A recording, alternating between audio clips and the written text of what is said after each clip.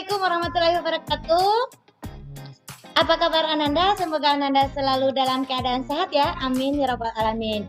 Oke, kita bertemu lagi bersama Ibu Sutrisana.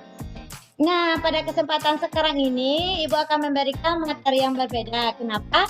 Karena Ibu mengampu dua mata pelajaran di SMA 1 Kota Baru ini Ananda. Yang pertama mata pelajaran Bahasa Indonesia dan yang kedua mata pelajaran Prakarya dan Kewirausahaan. Di kesempatan sekarang ini kita akan membahas materi prakarya dan kewirausahaan, yaitu tentang KD 3.1, memahami desain produk dan pengemasan pengolahan dari bahan nabati dan hewani menjadi makanan khas daerah yang dimodifikasi. Sebelum kita lanjutkan, Ibu mau tanya dulu, apa itu prakarya dan kewirausahaan? Nah, pada kelas 10 dulu Ibu sudah memberikan penjelasannya. Sekarang Ibu akan memaparkan lagi apa itu prakarya dan kewirausahaan. Prakarya itu berasal dari istilah pra dan karya.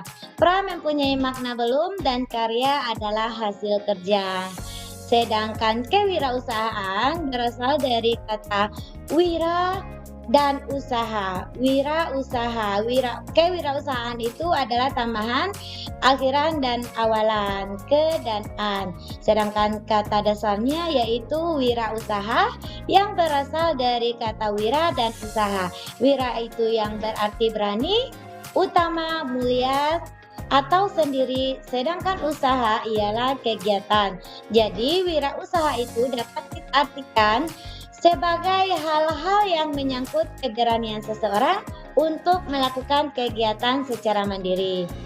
Sedangkan kewirausahaan itu diidentikan dengan istilah entrepreneur yang dapat kita definisikan sebagai proses kemanusiaan berkaitan dengan adanya kreativitas dan inovasi dalam memahami suatu peluang, mengorganisasi sumber-sumber, mengelola sehingga peluang itu dapat terwujud menjadi suatu usaha yang mampu menghasilkan laba ataupun nilai untuk jangka waktu yang panjang. Ada 4 cabang prakarya dan kewirausahaan yang dapat kita bahas. Yang pertama yaitu tentang kerajinan, yang kedua tentang rekayasa, yang ketiga budidaya, dan yang keempat adalah pengolahan. Nah, kerajinan ini yaitu berkaitan dengan pekerjaan tangan kita yang menghasilkan berbagai jenis kerajinan seperti asbak rokok, vas bunga, dan lain-lainnya. Nah, pada kesempatan sekarang ini di kelas 12 ini Ibu akan mengambil aspek pengolahan.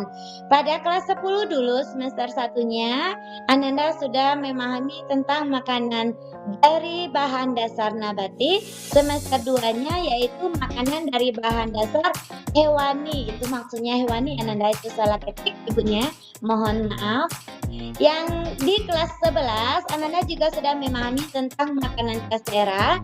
Semester 2-nya kita juga sudah bahas tentang makanan internasional. Sedangkan di kelas 12 ini kita akan membahas makanan khas daerah yang dimodifikasi di semester 1. Di semester 2 kita akan membahas produk kesehatan khas daerah. Kita lanjut tentang makanan khas daerah yang dimodifikasi.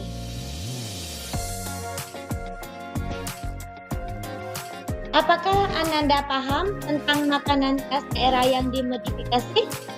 Silakan Ananda perhatikan gambar berikut ini.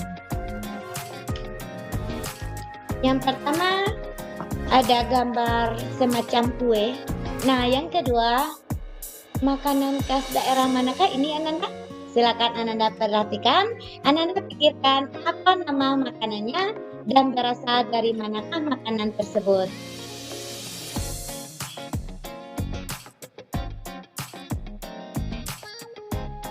Nah, ini penjelasannya ya Ananda.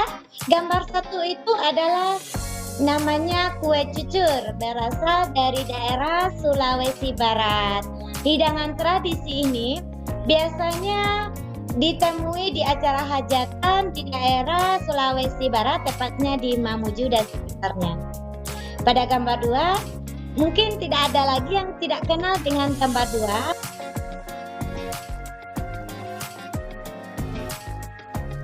Gambar 2 ini adalah makanan khas daerah kita sendiri ya, yaitu Sumatera Barat, yaitu makanan khas daerah Sumatera Barat yang bernama rendang. Ini biasanya kita temui pada saat mau lebaran atau pas hari raya Idul Adha.